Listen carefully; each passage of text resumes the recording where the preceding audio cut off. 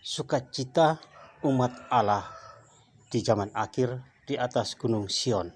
Yesaya bab 25 ayat 6 sampai dengan 10a. Salve sahabatku, saudaraku yang terkasih. Kiranya damai Kristus selalu beserta kita. Dan semoga hari ini kita semua dalam keadaan sehat walafiat. Seandainya ada yang sakit, siapapun mereka, marilah kita bersatu hati berdoa bagi mereka, kiranya oleh bilur-bilur Tuhan Yesus, oleh darah Tuhan Yesus, mereka mendapat kesembuhan. Dan salam sehat selalu. Kembali hari ini saya ingin mengajak kita bersama-sama merenungkan, belajar tentang firman Tuhan yang akan kita ambil dari bacaan Injil liturgi hari ini, yaitu dari Injil Matius bab 15 ayat 29 sampai dengan ayat 37. Mari kita buka dengan tanda kemenangan kita dalam nama Bapa dan Putra dan Roh Kudus. Amin. Inilah Injil Yesus Kristus menurut Matius. Dimuliakanlah Tuhan. Pada suatu ketika, Yesus menyusuri pantai Danau Galilea, lalu naik sebuah bukit dan duduk di situ. Maka datanglah orang banyak berbondong-bondong kepadanya, membawa orang lumpuh, orang timpang, orang buta, orang bisu, dan banyak lagi yang lain, lalu meletakkan mereka pada kaki Yesus. Dan mereka semua disembuhkannya. Maka takjublah orang banyak itu melihat orang bisu berkata, orang timpang sembuh, orang lumpuh berjalan, orang buta melihat, dan mereka memuliakan Allah Israel. Lalu Yesus memanggil murid-muridnya dan berkata, hatiku tergerak oleh belas kasihan kepada orang banyak ini. Sudah 3 hari mereka mengikuti aku dan mereka tidak mempunyai makanan. Aku tidak mau menyuruh mereka pulang dengan lapar. Nanti mereka pingsan di jalan. Para murid menyahut, bagaimana mungkin di tempat sunyi ini kita mendapat roti untuk mengenyangkan orang banyak yang begitu besar jumlahnya? Kata Yesus kepada mereka, berapa roti ada padamu? 7, jawab mereka. Dan ada juga beberapa ikan kecil. Yesus menyuruh orang banyak itu duduk di tanah. Sesudah itu ia mengambil ke-7 roti dan ikan-ikan itu. Ia mengucap syukur, membagi-bagi roti itu dan memberikannya kepada para murid. Lalu para murid membagikannya kepada orang banyak. Mereka semuanya makan sampai kenyang. Kemudian potongan-potongan roti yang sisa dikumpulkan 7 bakul penuh. Demikianlah sabda Tuhan, terpujilah Kristus. Sahabatku, saudaraku yang terkasih. Pernahkah Anda merenungkan mengapa begitu banyak ribuan, jutaan, bahkan miliaran orang mencari Tuhan? Padahal di zaman modern ini, zaman yang serba canggih, zaman high technology, dengan segala kemajuan dan fasilitas yang sangat memudahkan manusia untuk menggapai cita-cita dan tujuan hidupnya. Semuanya bisa serba instan. Tetapi mengapa begitu banyak orang mencari-cari Tuhan? Pasti banyak sekali alasan-alasan, banyak sekali motivasi, tergantung pribadi masing-masing. Tapi mungkin alasan yang paling utama, orang mencari Tuhan, karena mereka menemukan kebaikan Tuhan yang sangat nyata bagi manusia sepanjang sejarah kehidupan ini. Manusia menyadari bahwa sumber segala-gala berasal dari Tuhan Sang Pencipta. Hari ini adalah hari biasa pekan Advent yang pertama. Masa Advent adalah masa penantian akan kedatangan Tuhan Yesus yang kedua. Di Advent ini pertama, justru kita mengenang masa-masa yang sungguh masih sangat jauh di sana, yaitu masa akhir zaman.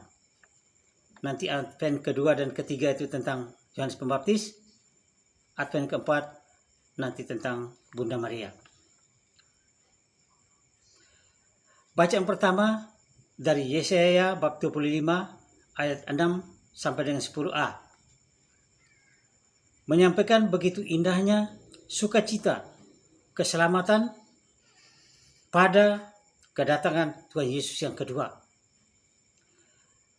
Yesaya menubuatkan keselamatan itu laksana perjamuan makan yang berlimpah dengan anggur tua yang disaring endapannya. Ini merupakan berkat yang melimpah yang disediakan Allah bagi umatnya. Dan sukacita perjamuan itu akan semakin sempurna karena Allah akan melenyapkan segala duka cita. Dia akan menghapus segala air mata manusia dan mentahirkan mereka dari noda dan aib yang selama ini melekat. Jadi nubuatan Nabi Yesaya beri pengharapan yang luar biasa kepada umat manusia nanti pada akhir zaman. Sahabatku, saudaraku yang terkasih, sukacita keselamatan akhir zaman yang dinubuatkan oleh Nabi Yesaya sebenarnya telah terjadi dalam diri Yesus 2000 tahun yang lalu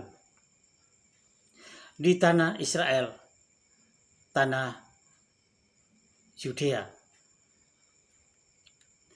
Yesus datang bukan hanya untuk menyelamatkan jiwa manusia, tetapi Yesus datang menyelamatkan manusia seutuhnya, jiwa dan raga, tubuh, rohani dan jasmani.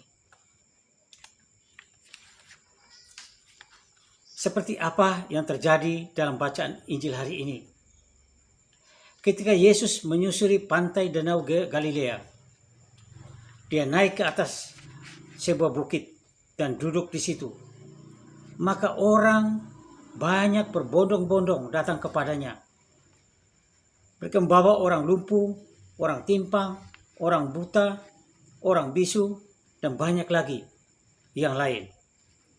Lalu meletakkan mereka semua di kaki Yesus. Dan mereka semua yang sakit disembuhkan oleh Yesus. Tetapi Yesus bukan hanya menyembuhkan sakit penyakit mereka. Yesus juga ingin memberi mereka makan, memuaskan haus dan dahaga, lapar dan dahaga. Lalu Yesus memanggil murid-muridnya dan berkata, "Hatiku tergerak oleh belas kasihan kepada orang banyak ini. Sudah 3 hari mereka mengikuti aku dan mereka tidak mempunyai makanan. Aku tidak mau menyuruh mereka pulang dengan lapar, nanti mereka pingsan di jalan." Namun reaksi para murid menunjukkan keberatan karena ada bayang-bayang kesulitan di dalam pikiran mereka. Murid berkata, "Bagaimana di tengah sunyi ini orang dapat memberi makan roti sampai kenyang orang sebanyak itu?"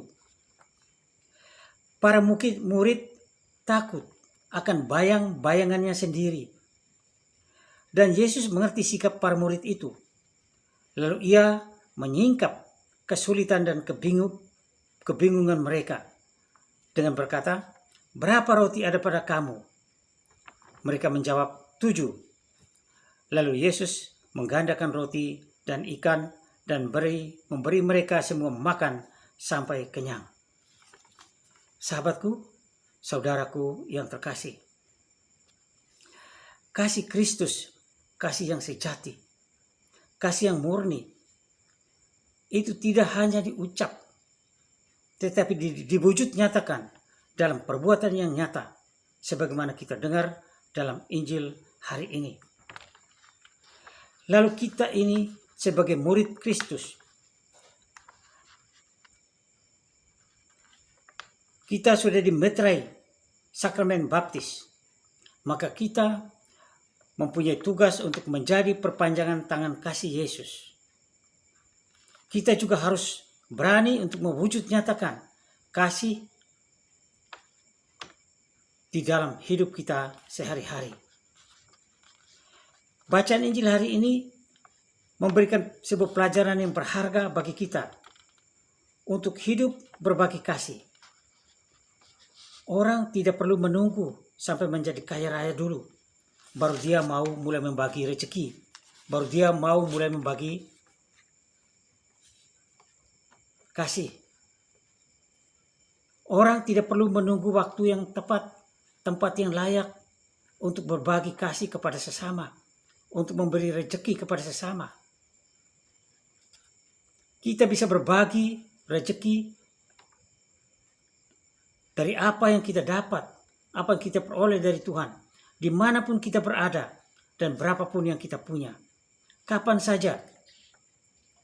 Tidak perlu kita harus selfie dulu. Karena kita memberi tanpa pamrih. Kita memberi dengan tulus ikhlas. Bukan hanya seperti orang egoistis yang memberi, dia tunggu selfie dulu supaya dia bisa sombong dan supaya dia bisa dipuji. Kita tidak seperti itu. Murid Kristus harus memberi dengan tulus ikhlas. Memberi tangan kiri, tangan kanan tidak boleh tahu. Masih banyak sesama kita yang mungkin hidup di sekeliling kita yang membutuhkan pertolongan kita. Mereka yang hidup dalam penderitaan, sengsara, miskin, penuh kekurangan, terabaikan, tersisihkan. Mereka membutuhkan uluran tangan sesamanya. Peristiwa pergandaan roti tadi juga mengarahkan kita kepada arti tubuh dan darah Kristus yang kita sambut dalam Ekaristi Kudus. Pergandaan roti itu perlambang tubuh dan darah Kristus sendiri yang akan diberikan kepada umat manusia dan di dalam gereja Katolik lewat sakramen Ekaristi Kudus, tubuh dan darah Kristus. Ekaristi harus menjadi puncak dan sumber hidup umat Katolik. Dalam Ekaristi, Yesus membagi-bagikan tubuh dan darahnya seutuhnya, sepenuhnya kepada umatnya. Maka melalui Ekaristi, kita juga harus terus belajar untuk peduli dan saling berbagi kasih, berbagi rezeki kepada sesama. Kita berharap Ekaristi bukan hanya sekedar ritual harian atau ritual mingguan, bulanan, bahkan ritual tahunan. Ekaristi, perayaan Ekaristi bukan ajang mode show, tapi melainkan Ekaristi benar-benar menjadi sumber dan puncak kehidupan umat Katolik yang terus mendorong umat untuk hidup meneladan Sang Guru Yesus Kristus, Imam Abadi, yang telah memberikan tubuh dan darahnya sehabis-habisnya untuk umatnya. Seorang wartawan bertanya kepada Mother Teresa dari Kalkuta, mengapa ibu mau melakukan pekerjaan yang sangat menjijikan ini? Merawat dan memelihara orang-orang sakit, orang-orang miskin terlantar, juga orang lepra, sakit kusta. Pekerjaan ini walaupun dibayar dalam jumlah besar, dolar, mungkin tidak ada yang mau. Mother Teresa menjawab, mungkin tidak ada yang mau, tapi saya berkarya untuk Yesus. Karena di dalam penderitaan mereka, saya melihat penderitaan Yesus. Sahabatku, saudaraku yang terkasih di dalam Kristus. Solidaritas dan belas kasih adalah cara kerja hati di dalam setiap manusia. Hal ini akan berfungsi dengan baik dalam diri kita jika kita selalu memberi ruang dan peluang untuk melihat kebutuhan-kebutuhan orang lain di sekitar kita. Orang-orang yang tersisih, orang-orang terabaikan, orang-orang yang menderita, miskin dan papa, orang-orang yang membutuhkan kita. Jika kita menutup mata hati, kita menutup mata batin kita apatis, kita egoistis, maka belas kasih tak akan mampu bekerja di dalam diri kita. Dunia dan kehidupan tanpa solidaritas dan tanpa belas kasih niscaya akan menjadi dunia yang kering dan gersang. Kita seolah-olah hidup di neraka, walaupun Hakim Maha Adil, Sang Kristus, belum datang. Maka marilah kita merenungkan bersama, terutama di masa Advent 1 ini.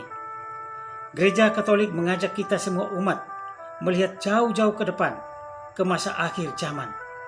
Masa penuh sukacita besar, sebagaimana dinubuatkan Nabi Yesaya dalam bacaan pertama tadi. Maka marilah secara khusus kita mempersiapkan diri dengan bertobat dan berjaga-jaga, agar ketika saatnya tiba, kita sudah siap menuju Gunung Sion untuk menikmati sukacita keselamatan dari Allah kita yang Maha Murah dan Maha Rahim. Demikianlah renungan kita hari ini. Marilah kita berdoa.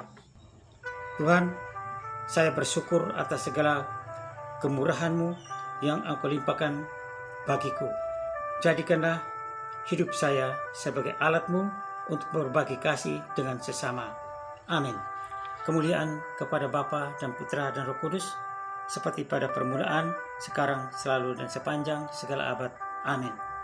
Semoga Tuhan Yesus Kristus selalu memberkati kita. Dalam nama Bapa dan Putra dan Roh Kudus. Amin.